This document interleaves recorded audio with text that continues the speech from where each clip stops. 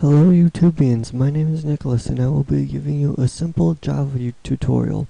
Now, I'm not actually going to create a program until the end, or maybe not at all if we don't have time, but I'm going to show you the basics of Java.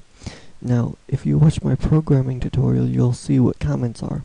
In Java, this is a comment, and basically all that means is that when the program is running, it will ignore this line. It won't do that line. It'll just ignore it during the runtime.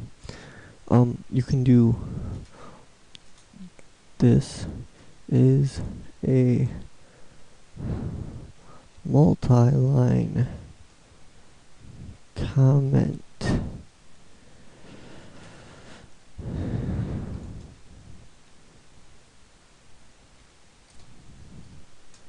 So what this does is it makes it ignore all of this.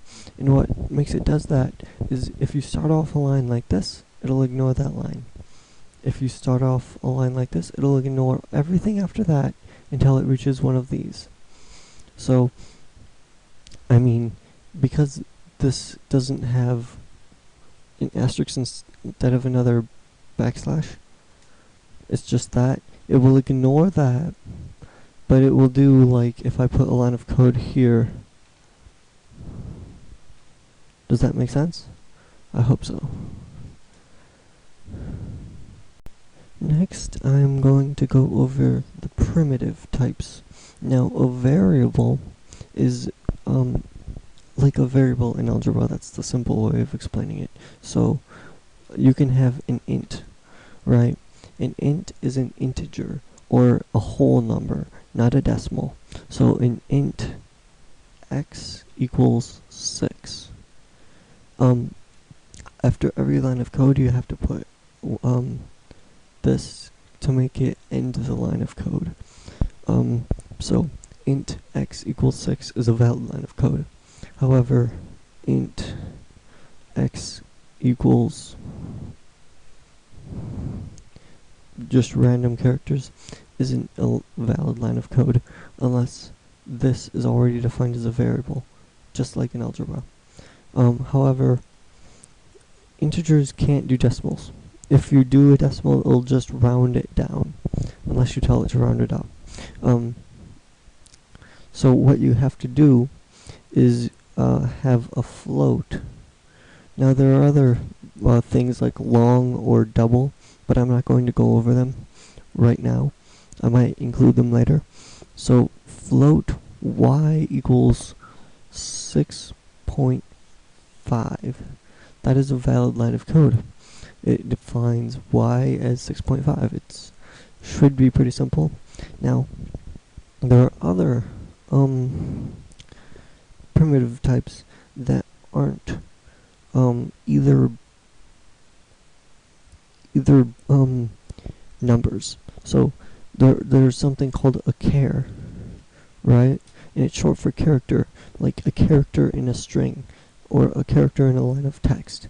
So char, my char, and variable names in programming don't have to be a letter long. They can be as long as you want.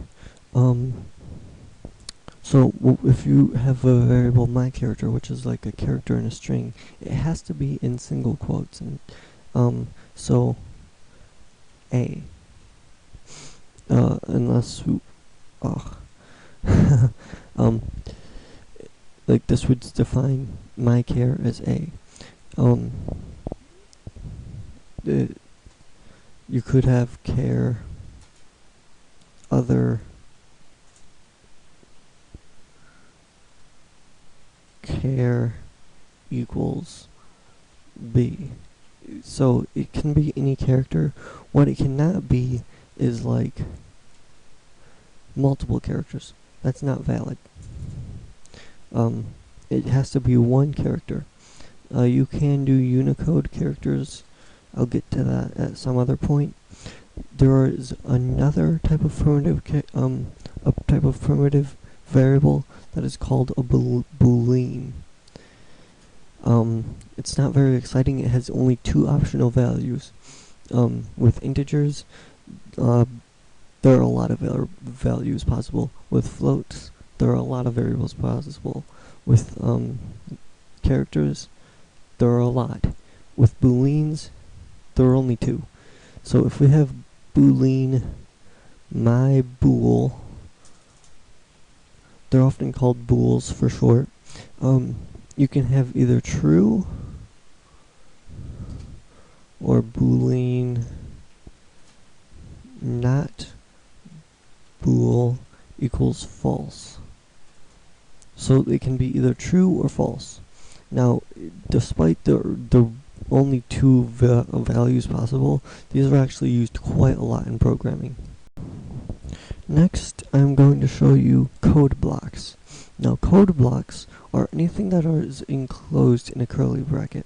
So, this right here is a code block. There's nothing in it.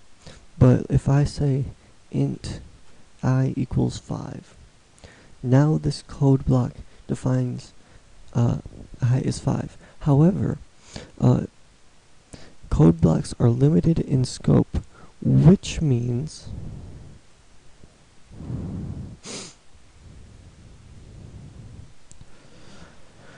that this variable right here only exists in this code block. If I go outside of this code block and say,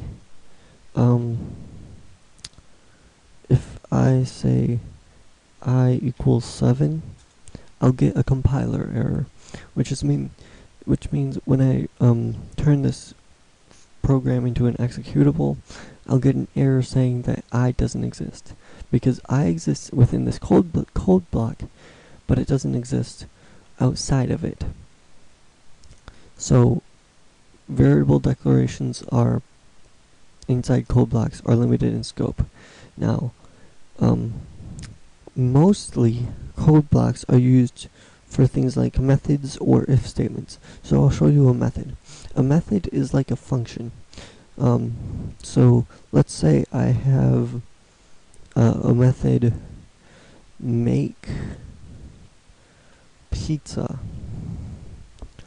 and it has a string. Oh, I won't get into that. It doesn't have any of those.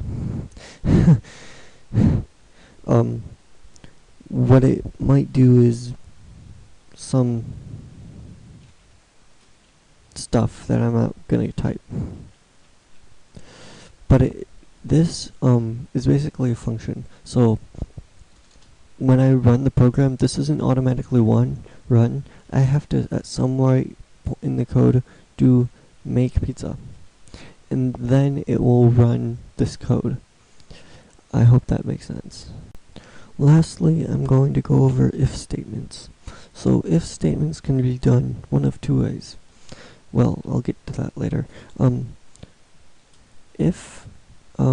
Now, everything that comes in an if statement has to resolve to either true or false. So you can put a boolean. Let's say we have boolean my bool equals true. Now, variable names are case sensitive. So if you say if my bool, you can, here's the first way you can do an if statement. You can just have one line after it. So int, actually you'd have to do this. Int I equals 6.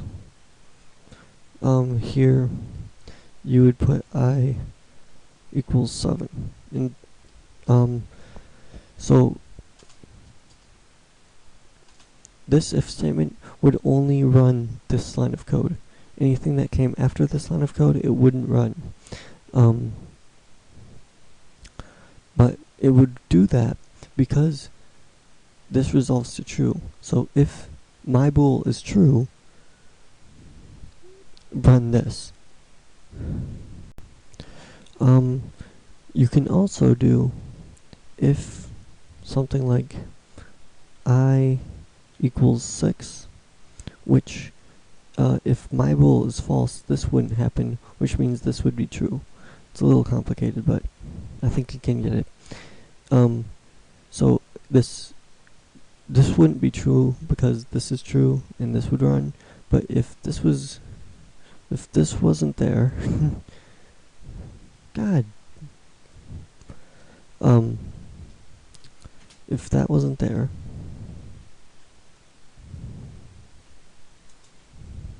this would run.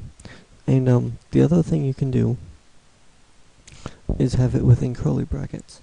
Now, if I do this, when I get back out here, I won't equal 7. I will still equal 6. Because, as I said before, anything within curly brackets is a code block and has local scope. So it won't have the same variable things as before. So instead you'd have to do some other code. Yep,